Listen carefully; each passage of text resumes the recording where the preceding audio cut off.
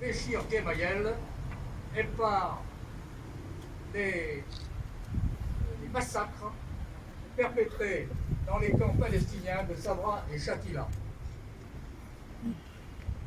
La France, les États-Unis, l'Italie et la Grande-Bretagne participent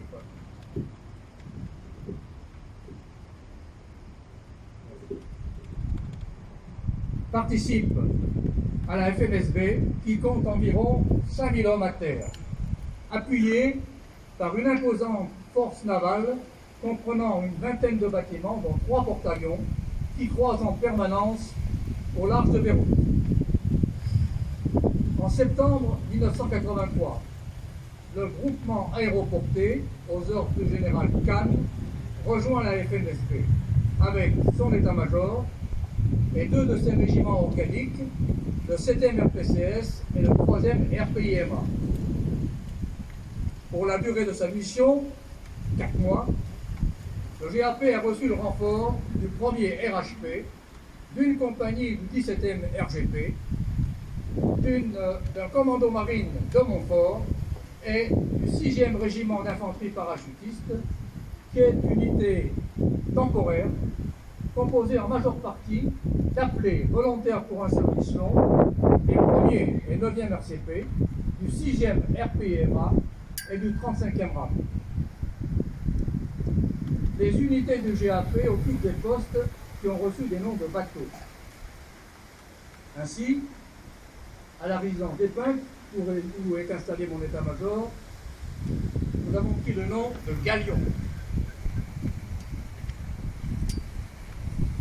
À cette époque, Beyrouth est un véritable mini-théâtre de guerre, où s'affrontent violemment les grandes puissances par alliés interposés, en particulier les milices chrétiennes chiites et sunnites qui se font face tout le long de la fameuse ligne verte. Au cours du premier mois de séjour, plusieurs cadres et parachutistes ont été blessés grièvement par des tirs d'armes légères ou d'artillerie, l'artillerie syrienne qui est installée sur les côtes, sur les monts qui dominent Beyrouth, ou par des jets de grenades. Mais le détachement français va vivre un véritable drame avec l'attentat perpétré contre le poste Drakkar, qui est tenu par une compagnie du 1er RCP, renforcée de 3 conducteurs VAB du 9e RCP. En effet, le dimanche 23 octobre 1983 à 6h20, une très forte explosion secoue la banlieue sud de Beyrouth à hauteur de l'aéroport international où est installé le détachement américain de la FNSB. 4 minutes plus tard, une seconde explosion beaucoup plus proche fait trembler les murs de la résidence des Pins et brise la dernière vitre de la fenêtre de mon bureau où je viens de lire les messages reçus pendant la nuit.